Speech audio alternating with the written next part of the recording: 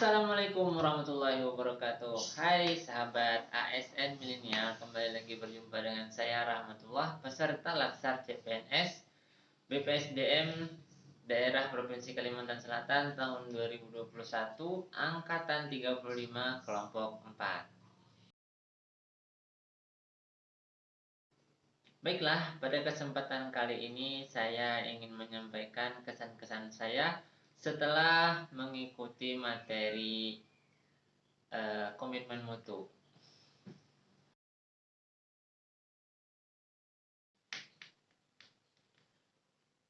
Setelah mengikuti materi terkait komitmen mutu, saya menjadi lebih paham terkait konsep efektivitas, efisiensi, terus inovasi, dan mutu itu sendiri. Selain itu, saya juga mengetahui teknik atau metode apa saja yang dapat digunakan dalam upaya perbaikan mutu, serta nilai-nilai dasar apa saja yang harus ada dalam upaya mewujudkan pelayanan yang berorientasi mutu.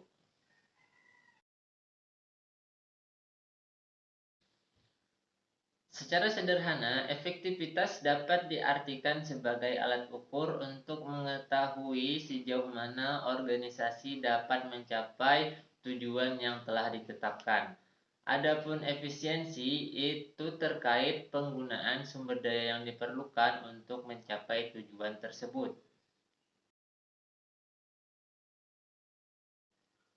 Inovasi muncul disebabkan karena adanya dorongan kebutuhan perusahaan atau organisasi untuk beradaptasi dengan tuntutan perubahan yang terjadi di sekitarnya. Perubahan tersebut bisa disebabkan antara lain karena perubahan permintaan pasar, terus berkembangnya ekonomi, bisa juga disebabkan karena pengaruh globalisasi dan berkembangnya ilmu pengetahuan dan teknologi.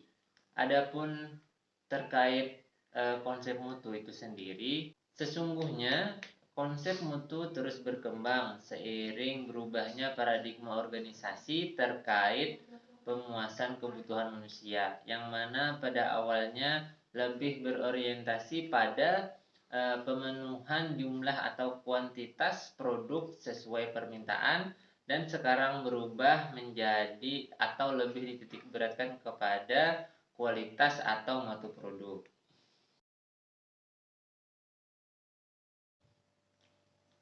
Teknik atau metode yang dapat dilakukan dalam rangka perbaikan mutu yaitu dapat dilakukan dengan menggunakan metode Plan, Do, Check, and Action atau yang lebih dikenal dengan metode PDCA.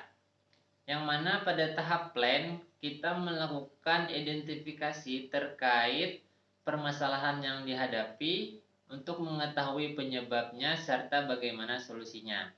Selanjutnya kita masuk kepada tahap do.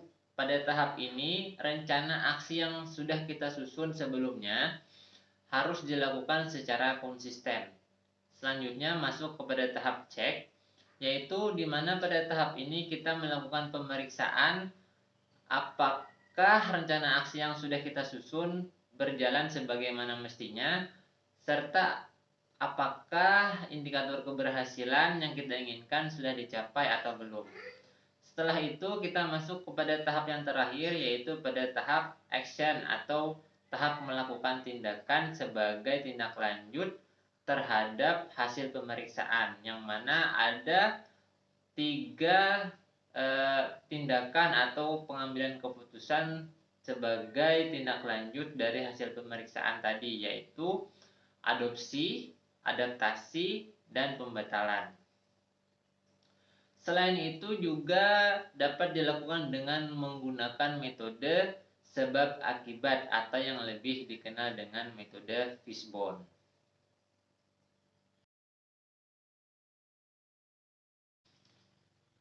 Nilai-nilai dasar yang diperlukan dalam rangka mewujudkan pelayanan yang berorientasi mutu setidaknya harus mencakup 6 hal berikut. Yang pertama yaitu mengedepankan komitmen terhadap kepuasan konsumen.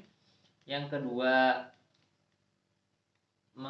memberikan pelayanan yang menyentuh hati agar customer tetap setia.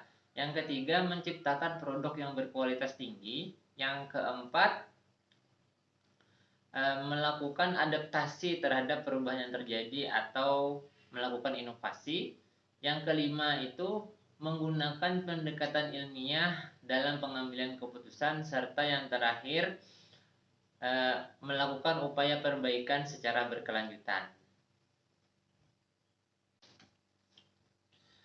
Nah, sahabat ASN Milenial, itu tadi kesan-kesan saya setelah mengikuti materi terkait komitmen mutu pada pelatihan dasar CPNS kali ini.